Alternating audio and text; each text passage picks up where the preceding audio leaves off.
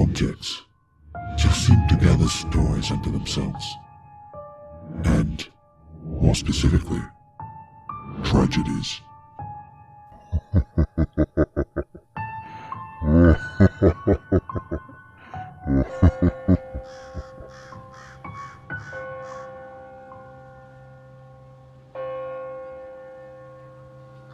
When I was about 15, I was hanging out with my friend, Richard.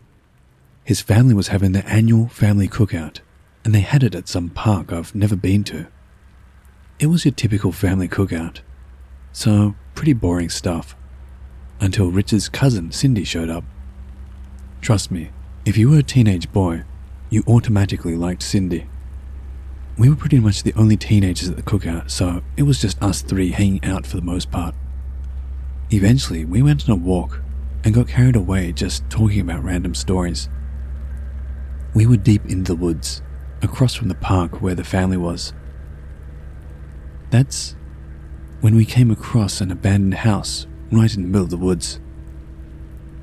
Just the sight alone was enough to make any normal person turn the other way.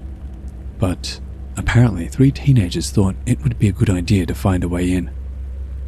Surprisingly, the front door was cracked open a bit, which should have been a warning sign, but we took it as a welcoming and we entered easily. The place was dark, and the first thing we noticed was the trash bags all over the floor. I mean, we could barely move around because of how many bags were all around. It definitely added to the creepiness about the house. As we looked around the open area, there was one thing we saw that stood out. On the rusty stove was a toy troll. One of those trolls with the long hair and the jewel in its stomach, or whatever that thing was. I don't know why, but it gave me the goosebumps just looking at it. I felt almost like it was watching us, as crazy as that sounds. We checked around the main floor of the house and basically the place was empty and dark. Then we saw the stairs that led to the upper part of the house. Now, I can assure you that we checked all the rooms on the main floor. Bedrooms, bathrooms, closets, all empty.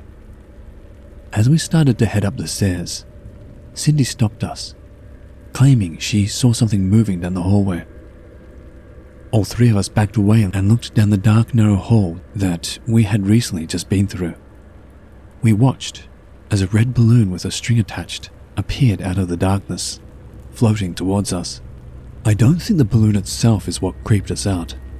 It was the way the balloon was floating. It would slowly drop down, then float up, then move left, then right, still moving towards us. Down, up, left, right. There were no windows open, no gusts of wind. Something else was moving this balloon. I 100% believe that. It moved in this pattern until it passed us and bumped into the wall. We started heading towards the entrance door that we came in through. We made it out safe, but the whole way back, I had this eerie feeling. It just didn't make sense to me. We checked the whole first floor. That house was trashed and looked like it had been abandoned for years. How did we miss a red balloon? How was there still a balloon with air in that house? Why did it move that way?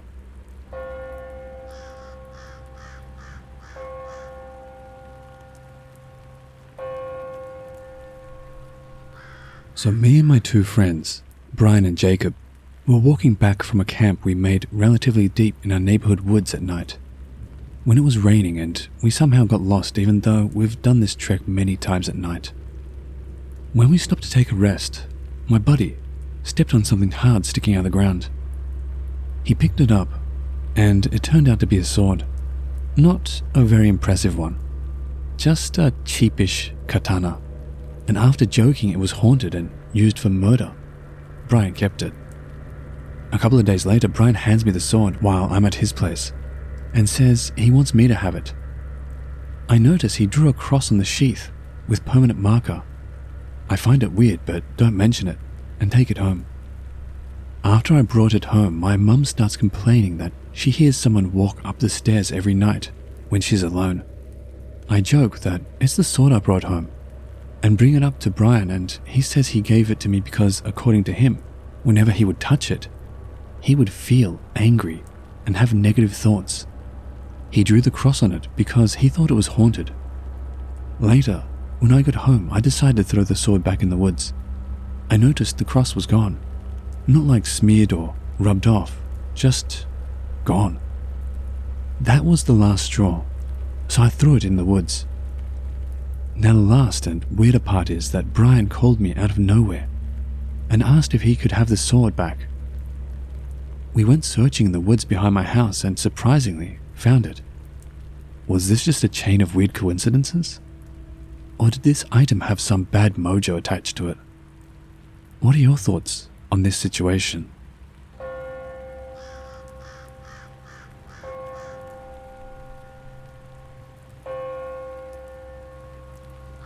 A day ago, on Saturday, August 31st, I go to bed and my bed literally had nothing on it that shouldn't be there. I fell asleep while watching some videos on YouTube and woke up at 3 a.m. I wake up at 3 a.m. a lot and that itself creeps me out, but I'm used to it. Anyways, I take out my phone and text some people. Then, I feel something hard under me. I look what it is and it turns out it was a mirror. I put the mirror on the floor facing down and start thinking, why was the mirror on my bed? When I finally go back to sleep, around 5 a.m., I start getting nightmares about moving toys, objects, and something like that. For example, in one of the dreams, I wake up and look on my floor and see a doll sitting, staring at me. I creep out and try to go to sleep as soon as possible. The dreams I had felt so real, I can't even be 100% sure if they were dreams or not. But I think they were just dreams.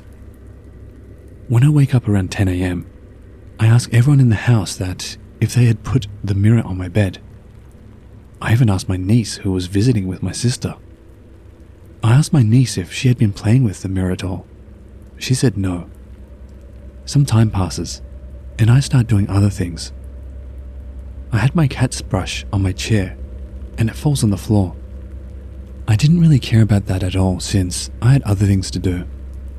Then, when I later go in my room, and I needed the brush, it had been moved to a different place. It was still on the floor, but it was far away from where it fell. Again, I asked everyone who could have possibly gone into my room and used the brush if they had put it there. They said no. That kind of makes me feel weird. Do you guys know what this could mean?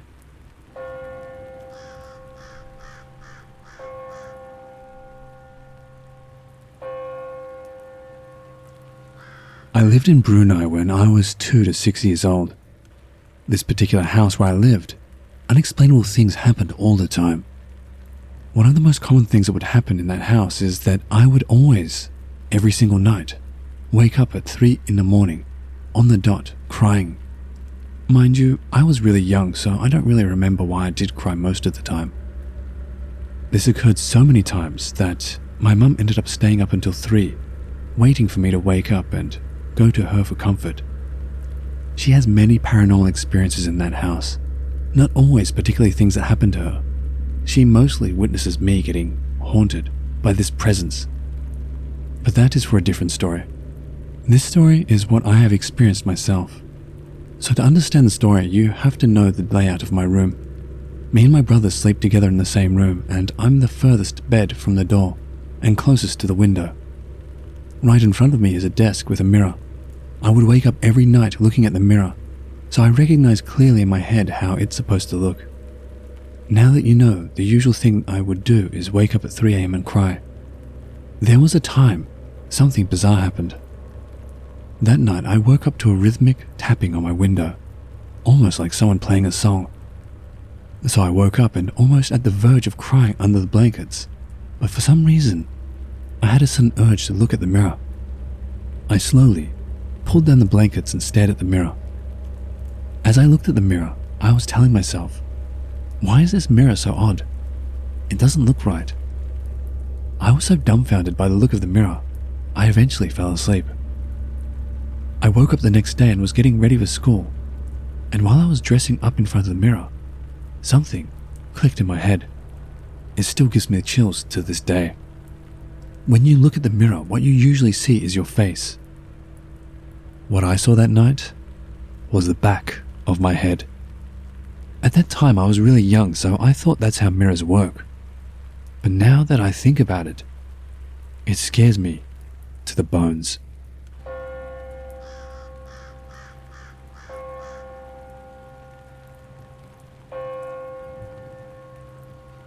My ex and I were managing and maintaining an old apartment building.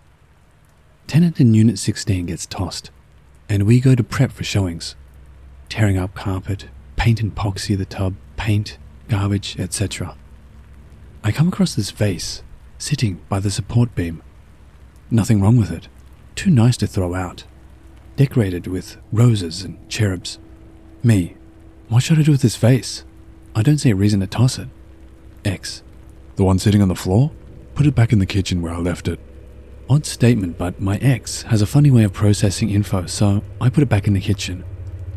We worked a couple more hours, took all the tools and cleaning supplies with us, left the vase in the kitchen, locked the door and went home for the night, which was 2 floors down. Come back the next day to finish up final touch-ups. The vase is back on the floor. Double check the keyring. We have both sets that the tenant surrendered. Picked it up and put it back in the kitchen and press on. Change the lock, new doorknob, new deadbolt, new keys. A week or so later, awesome new tenant takes the place. Vase is nowhere to be found during the walkthrough. Sign lease, give him the keys and press on.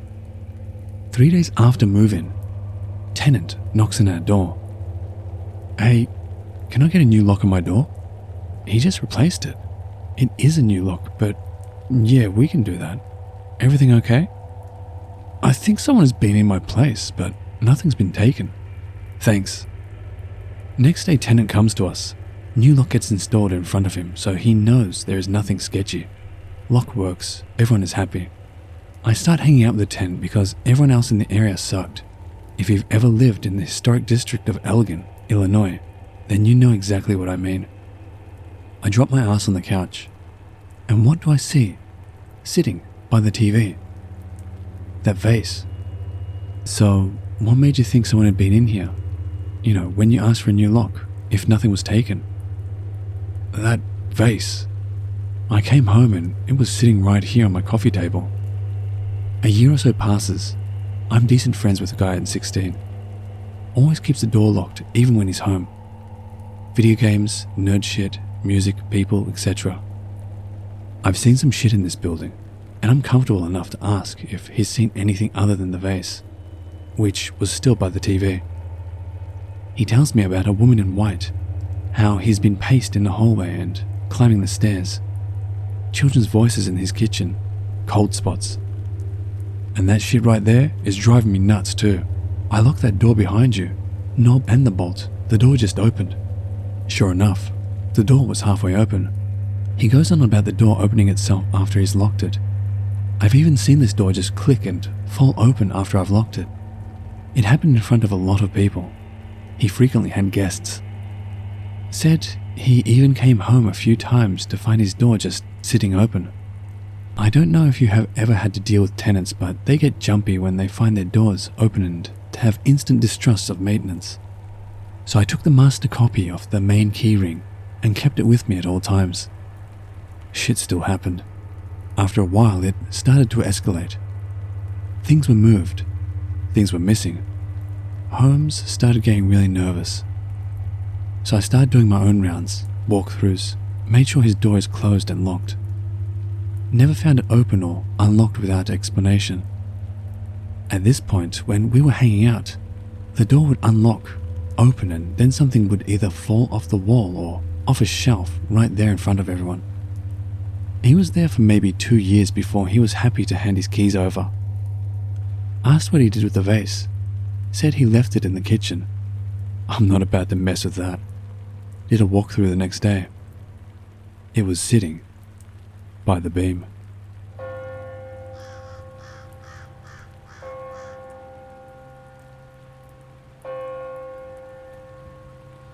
I'm not really a believer in the supernatural, but I've had 2 or 3 unexplainable experiences that give me goosebumps to this day.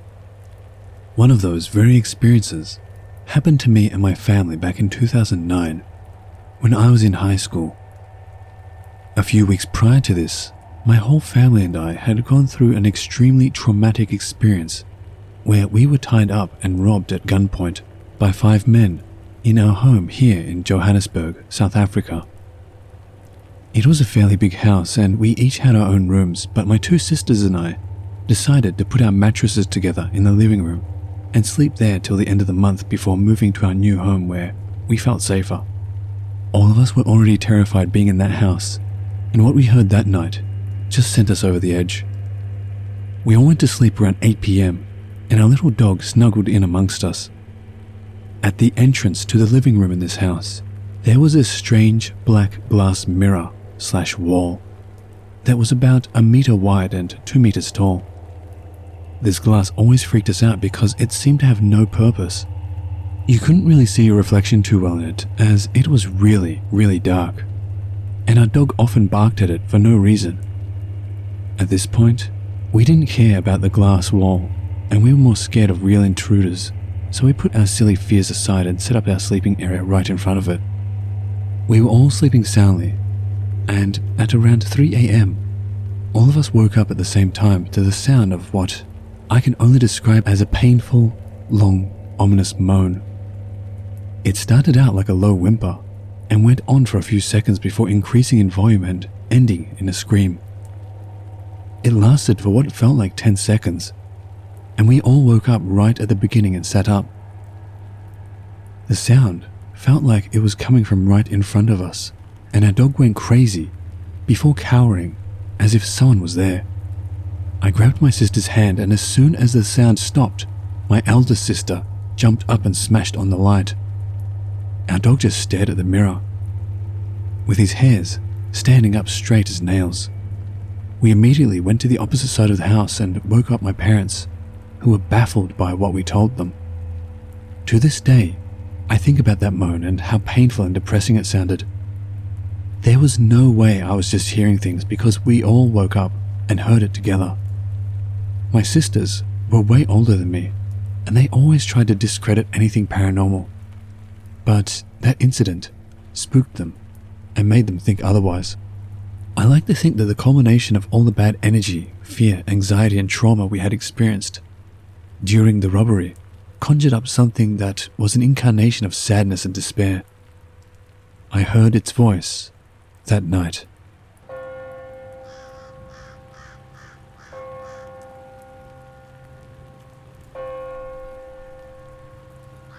During my undergraduate study, I volunteered at my college's radio station. Its greatest feature was the fact that it offered 24/7 live radio broadcasting, barring a handful of pre-recorded shows. How, you might ask, did the station get volunteers for the grueling early morning shifts, like 3:30 a.m. to 6 a.m.? Well, they made trainees do it. As an amateur DJ looking to move up in a time slot, I had to slog through 8 of those early morning shows, full of caffeine and a genuine love of the job. The night of my 7th show, I was rummaging through the library when I decided I was going to play a song by Robert Johnson, the father of the Delta Blues, who supposedly sold his soul to the devil for the ability to play amazing music. I had only recently discovered his work and was pretty eager to share it with the radio audience, even if no one was really listening.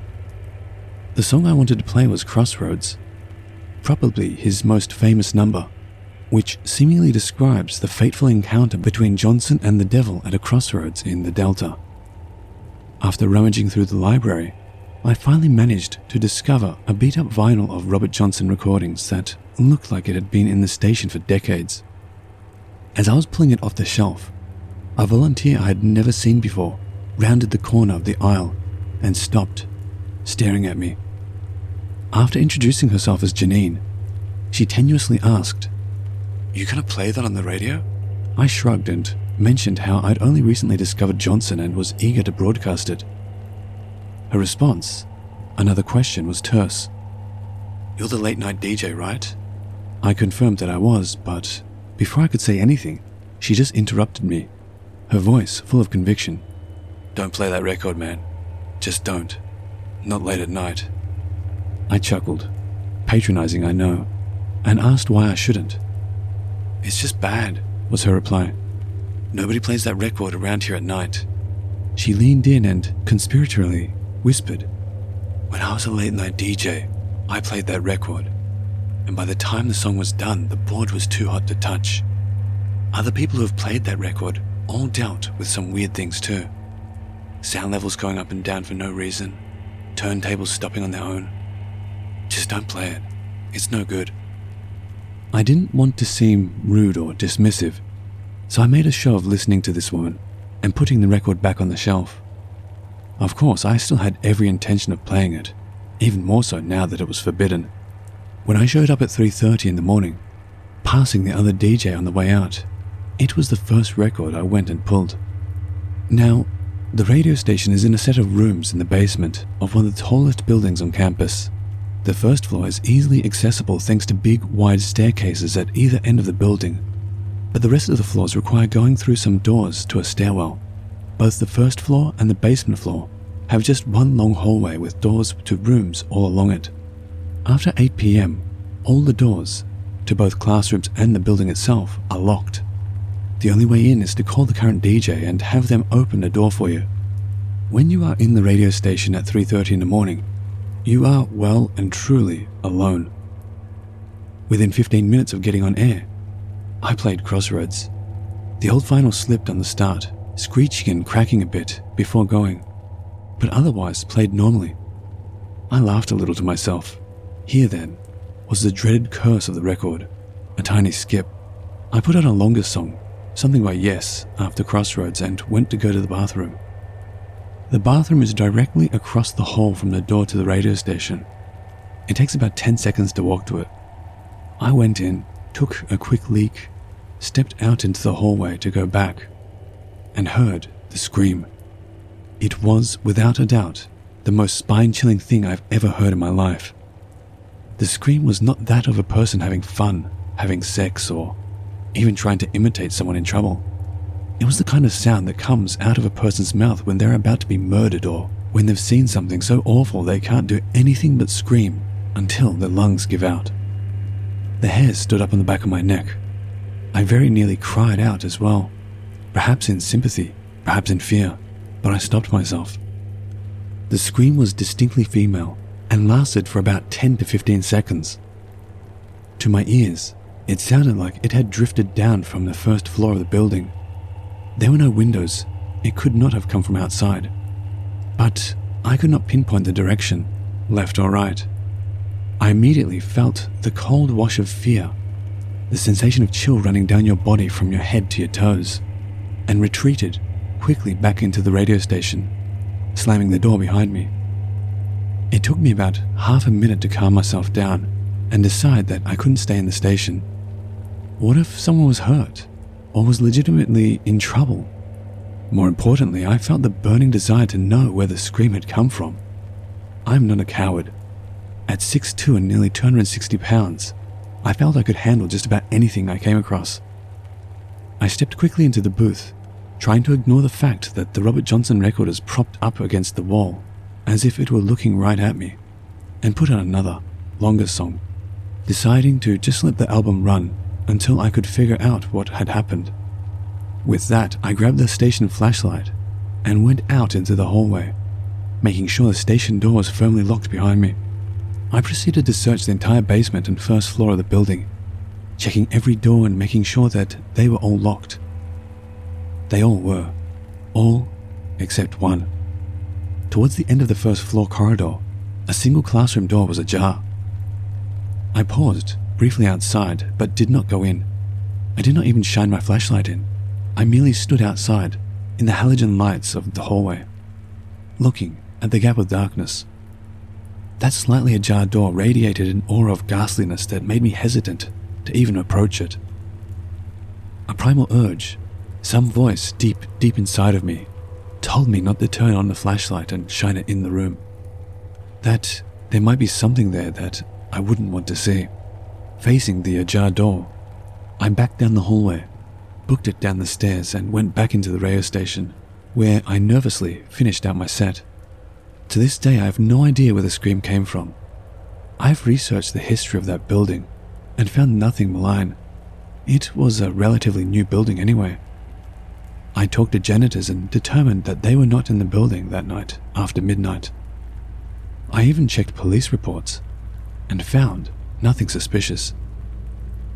The one thing I made sure of was that I never played the Robert Johnson record again. I wouldn't even touch it. Heck, I avoided the Eyelets Inn if I was in the library alone. I don't know what its history is or who owned it previously, but I know that, as I was warned, it's no good. All I can say is this: if you ever find yourself as a late-night DJ at a college radio station in California, don't play that record.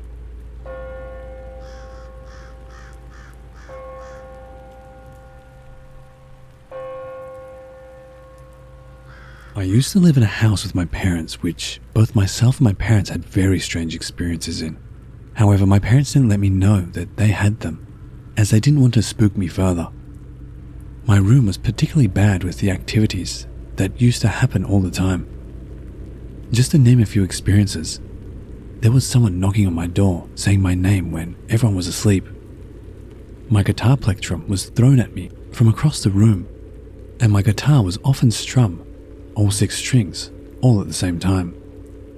Obviously, if a string goes out of tune, sometimes one will strum, but all 6 was definitely no accident. Anyway, I have had this antique mirror for as long as I could remember. It was a past relative's, and I always used to notice handprints and fingerprints on it, even though I never touched it that much. They were everywhere, from top to bottom. My parents, obviously not wanting to let me know they were also aware of the paranormal things going on, said to me not to worry, and it probably was me touching it by mistake. As they seemed so sure this was the case, I forced myself not to think about it and carry on as if nothing weird was happening, which was very hard as something was definitely going on. Eventually, my mum told me she was also concerned about my mirror and needed to speak to me about something she'd seen other than handprints. She never showed me the photo she took because she didn't want to scare me, but she said in the prints on the mirror was a perfect face of a devil. She showed my dad and his friend this before taking the photo, and despite them not wanting to believe in this side of things, they both could see it. Obviously, I didn't know how to react and thought perhaps something was after me. I mean, who knows? Mum decided to get some advice, so she had gone to a shop near me called Spellbound. They sold things of all types, but mainly they were all to do with the supernatural type of things, healing, crystals, etc.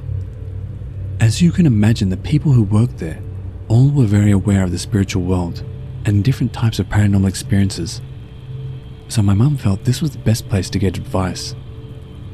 She spoke to a guy there about my mirror, who said we had a few options, which were smashing the mirror completely to get rid of any negative energy, moving the mirror away from reflecting onto me sleeping / my bed, sage the room, or for me to wear black tourmaline, either in a necklace or a bracelet form, to help protect me.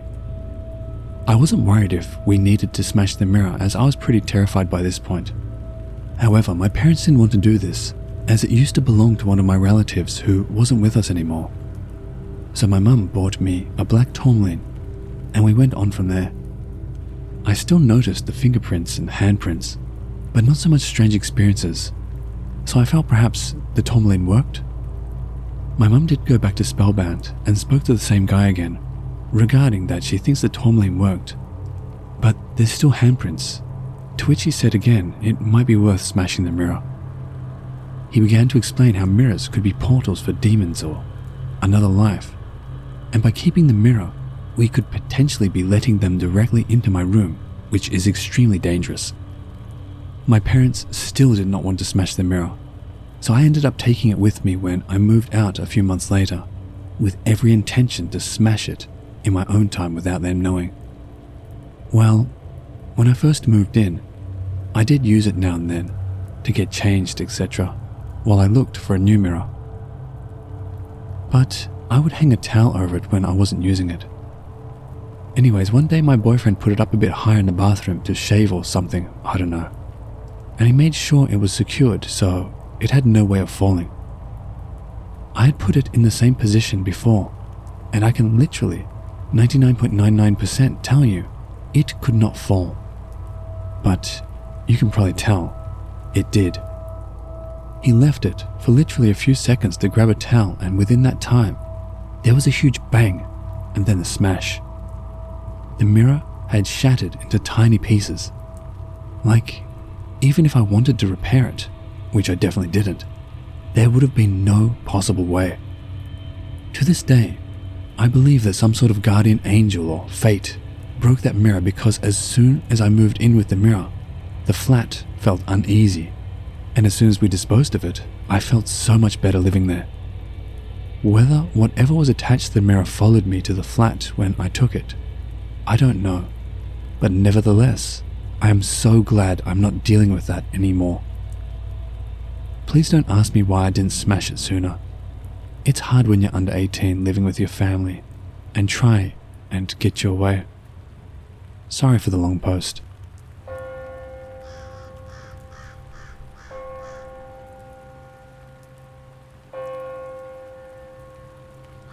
Near the end of last year, my parents bought a new car.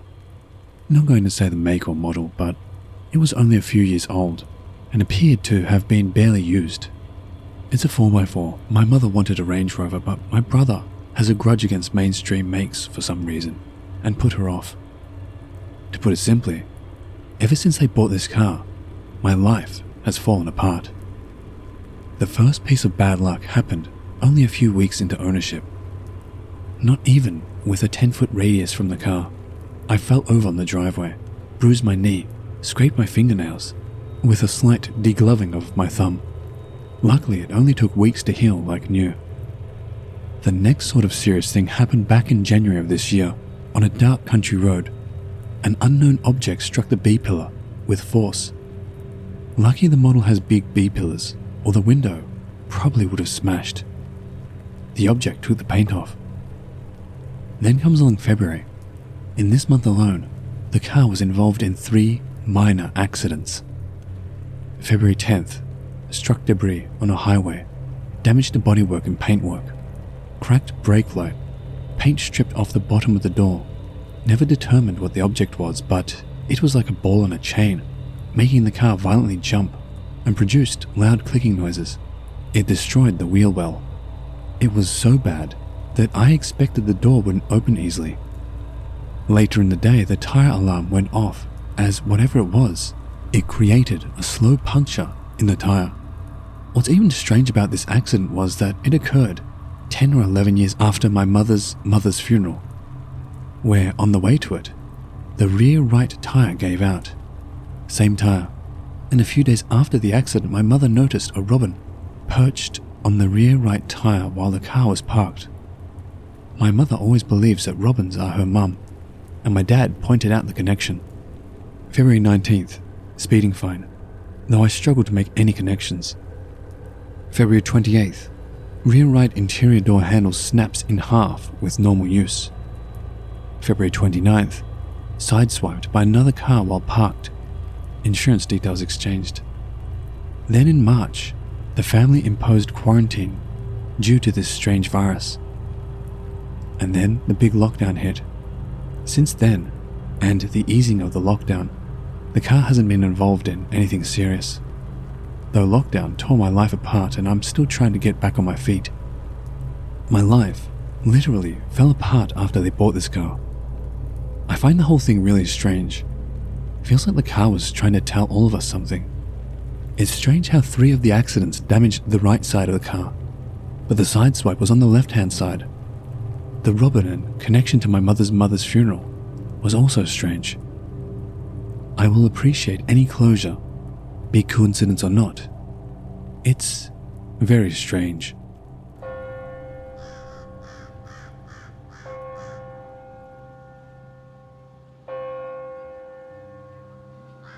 Hello watchers and listeners, thank you so much for watching.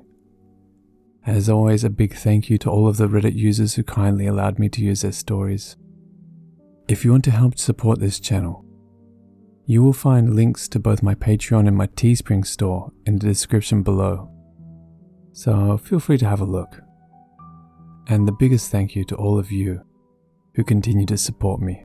I truly do appreciate it. And remember, Papa loves you.